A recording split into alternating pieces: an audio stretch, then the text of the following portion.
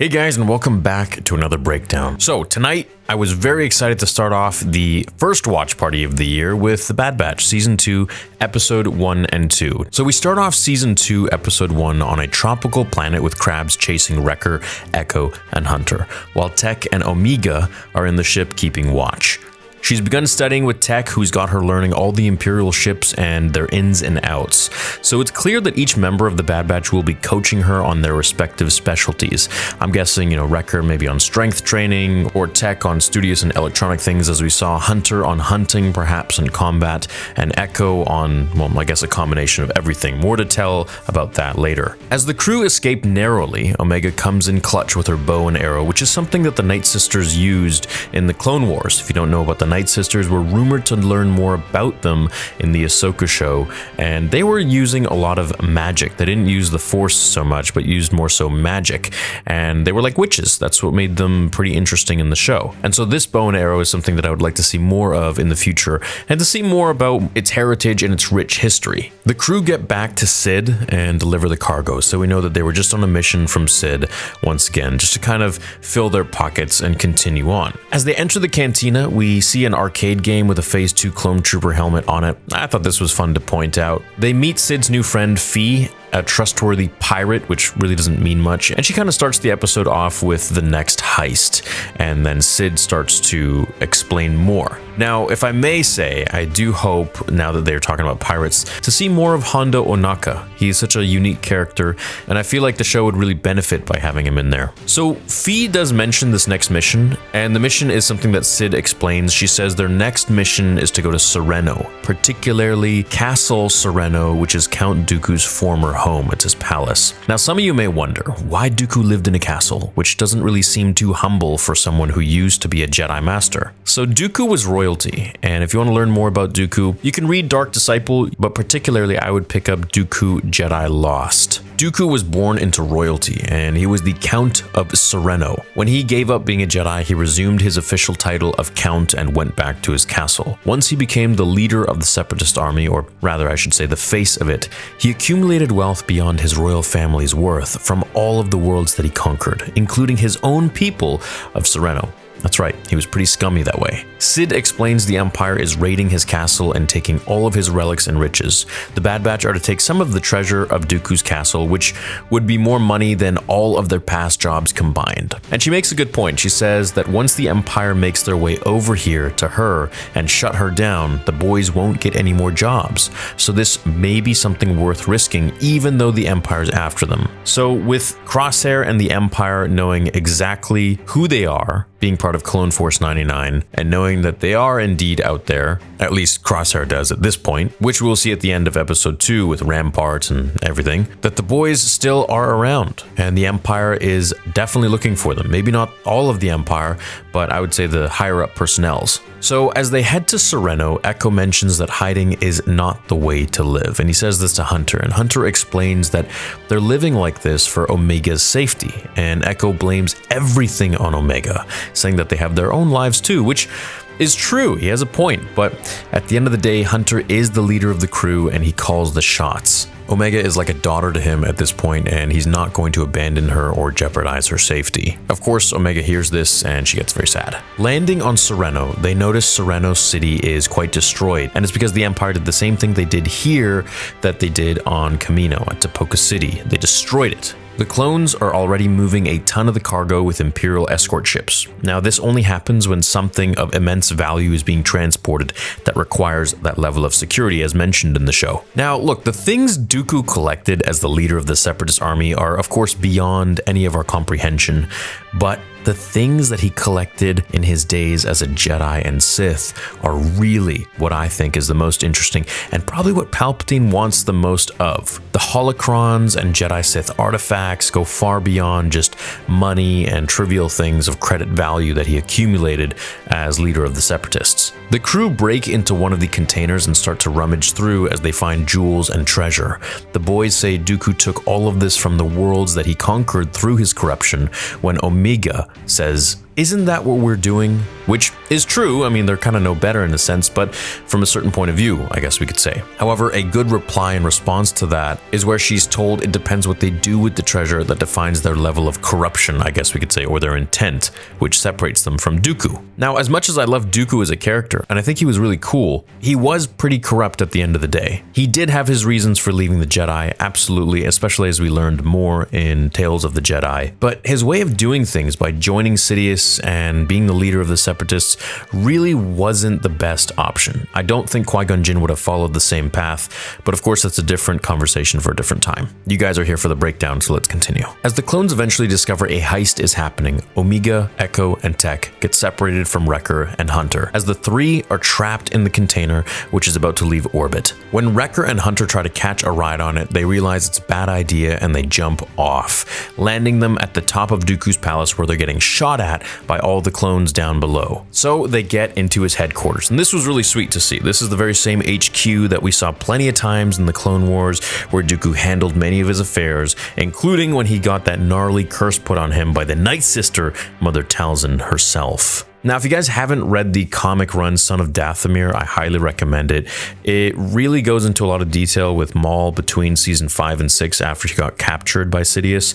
And it's basically Maul, Dooku, Grievous, Palpatine, and what I like to call the Maul-Delorians, all in one big comic run, which I think was really fun to see. Omega, Tech, and Echo make their way through the ship, and one thing you'll notice is that they put their blasters into stun only, whereas the clones executing Order 66 are shooting to terminate. This is a nice subtle touch, as it tells us they don't want to kill their brothers, and they recognize that their violence is not their doing, but rather the brainwashing of Order 66, and ultimately the inhibitor chip in their heads. Hunter and Wrecker use Dooku's lift and descend out of the blaster fire after throwing a smoke bomb, while Echo, Tech, and Omega make their way through the ship and successfully disengage all the massive crates full of Dooku's treasure, sending them speeding to Sereno at an increasing velocity that will definitely end in their impending doom as Omega screams in fear.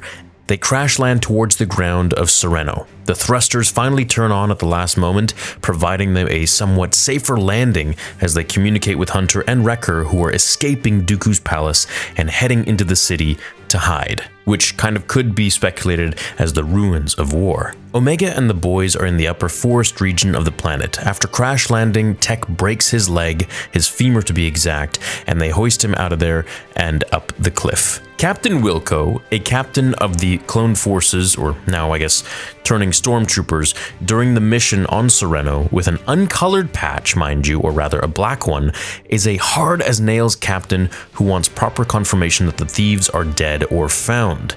And this is very unlike Rampart, who just kind of signed them off as being dead without really confirming. And we'll see that more to the end of this video, which I think was probably the most important thing from the first 2 episodes here, which really kind of dives into the future of the clones, the future of the episode and the Empire, and their overall transition into stormtroopers and how expendable the clones really were. Omega, Echo, and Tech hobble their way through the forest as they come across Romar. This is an elderly man, a survivor of the planet who survived the Imperial takeover.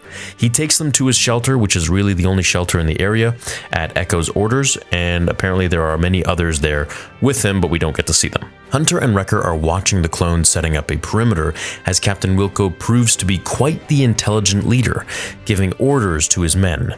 He would have been a good asset to the team had he not...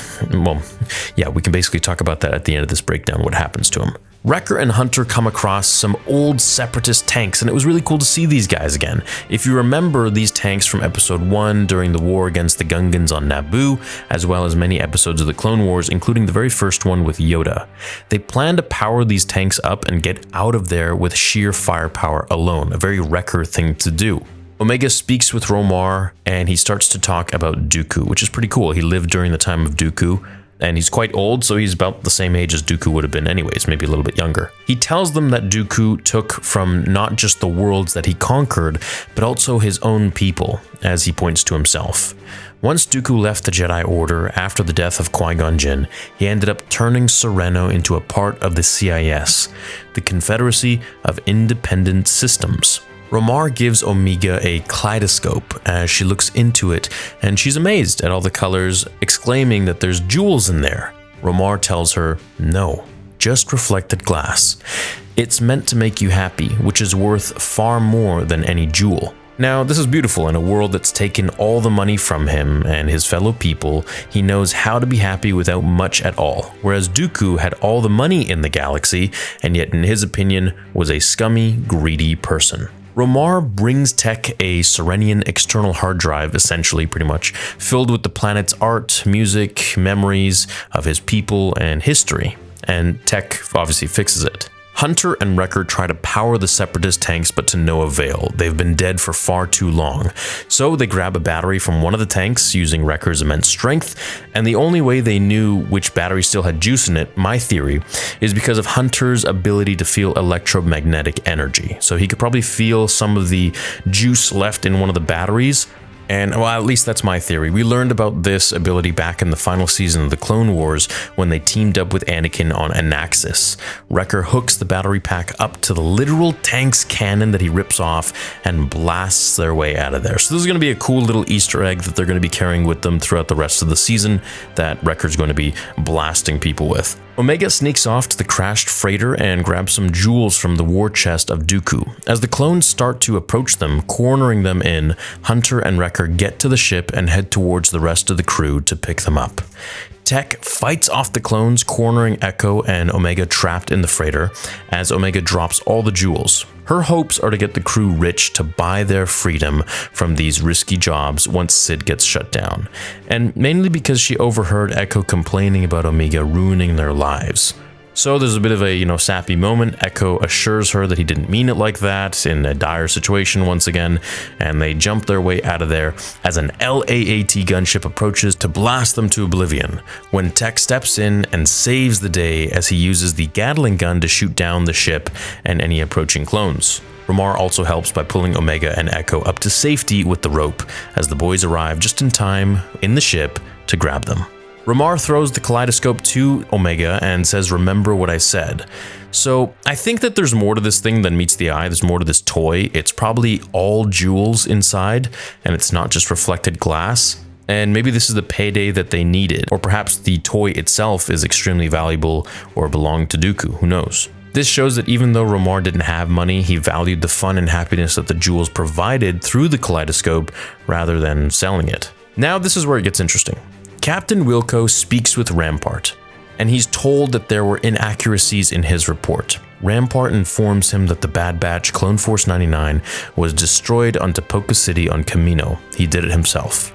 Captain Wilco says he's mistaken, as he says 2 of them were seen with his own eyes. So Rampart tells him that he must falsify an official report, because if he doesn't and ends up notifying the Empire that the Bad Batch are still alive, it'll look bad on Rampart for not confirming the kill and just writing it as if he succeeded in terminating them. Rampart is afraid of Tarkin. He says if he finds out, then he'll be at risk, so either his job will be at risk or he'll be terminated himself. Wilco says he won't fake the report, he won't falsify the report, so Rampart shoots him off the cliff. Now, I saw some people in the live chat for the watch party, shout out to all of you there, saying that maybe Wilco is still alive, but dude, I don't think so, man. That was a really far and high fall. I think the guy is Wilhelm Scream dead. Now, in my opinion, this is probably the biggest moment of the first 2 episodes, maybe the past season in itself. I think once the clones find out, if they do, that Wilco was killed by Rampart, they could actually rebel against him. Now, Order 66 is one thing, sure, with the inhibitor chip, but treason against their own kind, betrayal against their own kind, against their brothers, is what could set the clones off, and possibly why Cody says to Crosshair in the trailers that clones are starting to disobey Order 66. This is another reason why I think Palpatine wanted to replace clones with stormtroopers, just regular enlistees, because the clones, while they are obedient for the Order 66 and all that stuff, they still see themselves as one collective group, right? They see themselves as brothers compared to anyone else in the Empire, perhaps like regular humans. right? We have to remember these guys are literally clones of each other. And while they have their own identities, they did fight together in war during the Republic, during the Clone Wars, and they fought alongside one another. They built relationships with one another. And there's only so much that the inhibitor chip and Order 66 can do to control them, sure, against Jedi, who they now think are treasonous and betrayers, but against themselves, against one another,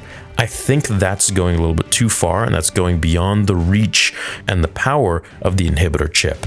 I think the love the clones have for their brothers are going to outweigh any sort of command that the Empire could put on them regarding Order 66 and whatnot. I don't think it's far-fetched to think that the clones will eventually find Captain Wilco's body somewhere at the bottom of that cliff and wonder why he got there and why there's a blaster shot in him. That, or there are security recordings everywhere, and perhaps some personnel will see it and a clone will be informed and then tell the rest of the crew. And that way we could have like a little rebellion inside of the actual Empire, where we could start to see the real reason that the stormtroopers came in and the clones were pushed out. Because in Legends, it was merely just Palpatine wanting sheer numbers and not to spend all that much money on clones when he could just have a massive force. Albeit not as talented and trained as clones were, but just a bigger number of troopers, which is what he wanted. He thought, that would intimidate more of the galaxy if you have more stormtroopers around, sort of like security guards. Thanks for watching today's breakdown. I hope you enjoyed it. Leave a like on your way out, and I'll see you guys in the next video. Let me know your thoughts down below. Until then, remember, the Force will be with you always.